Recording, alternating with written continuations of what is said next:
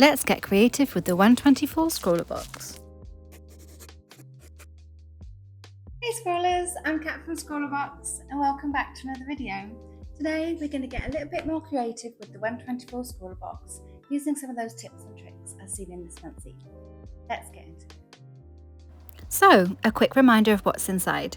This month's Scrawlr challenge was Gilded Wings, and this box came complete with lots of shimmery supplies to experiment with. As always, the zine is full of ways to use your new supplies, and we had some black and white paper this month in the same pad, mixing it up for some variety. And this is the stunning work by our featured artist, Basova. I think it's glorious. Find out more about Laura here, and don't forget to check out her socials. Right then, let's get into it. I'll be using the tips and tricks found in here, and also the paper included in the box.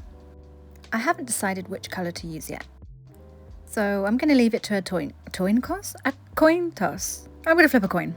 Heads for black, tails for white, and it's just occurred to me I've never actually flipped a coin before, so it turned out to be a bit more of a coin throw. Tails it is. So I've got some white paper, and I've decided to rip the sides just because I like the way it looks. As we're using watercolours, I've got 2 pots of water, one for cleaning and one for painting with. I'm also going to use a pencil, ruler and eraser, as well as some tissue because I'm messy and also it's handy to clean your paintbrush with. First things first, fill your water brush with some clean water. It unscrews at the bottom, so you simply screw it back in once it's full. And now we can activate those watercolours by dropping a couple of drops from the brush. Just give the tube a little squeeze. While those marinate, I'll continue getting myself set up, and I've got some swatches here. It's just handy to see how the colours look on the paper. And I'm going to crack on with my sketch, starting with the border, and I've left most of the detail in and I'll paint over it later.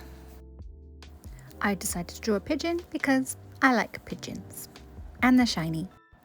This was the image I saw, so I'm going to pick my colours based around this today. To paint on these shiny paints, I'm going to use a wet on wet technique. Using clean water, I'm going to cover the area I want the pigment to be on. I did add a little bit too much water, but I think it'll be fine. Mixing in some of that bronze to the purple because I've done it before and it looks so much better with an added sparkle. Then I've added the pink, blue and turquoise, dotting it in for a bit more abstract bloomy finish. And if you're new here, hi, I really like texture. See, we've got quite a few pools still formed here, but I'm just going to let that dry and then I'm going to add another layer and build up a bit more intensity. It might take a while because I have put too much water on, but I'm hoping everything will be okay. It's worth noting that the more water you add, the less intense the shimmer. Cleaning off my paint so I don't muddy the colours.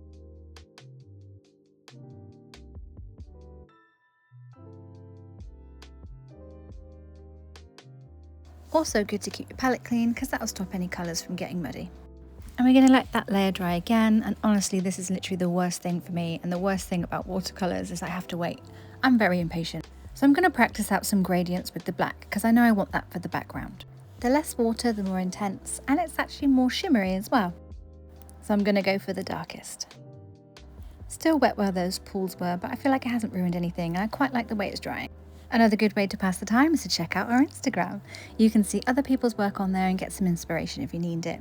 Head on over to the tagged area to see them all. There's some really beautiful work here done with this box. I love how everyone's take on the prompts are always very different.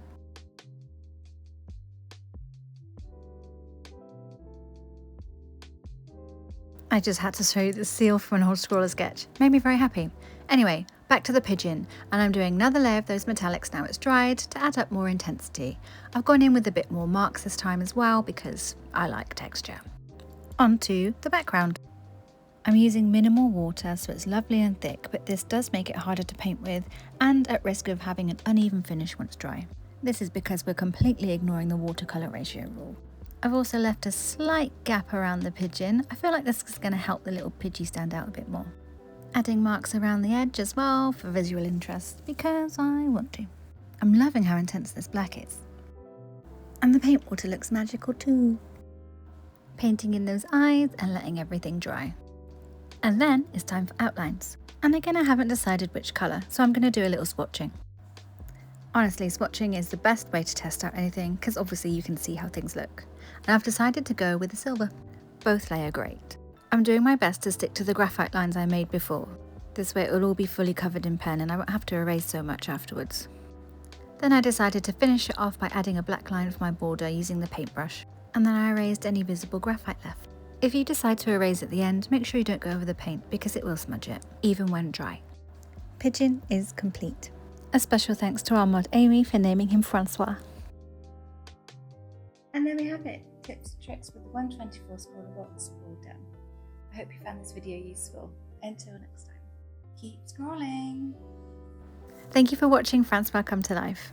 These supplies were heaps of fun to play with. I'm not a watercolour person generally because I don't have the patience, but I really enjoyed this process. Let us know what you thought about this box in the comments below and put a little French flag for Francois.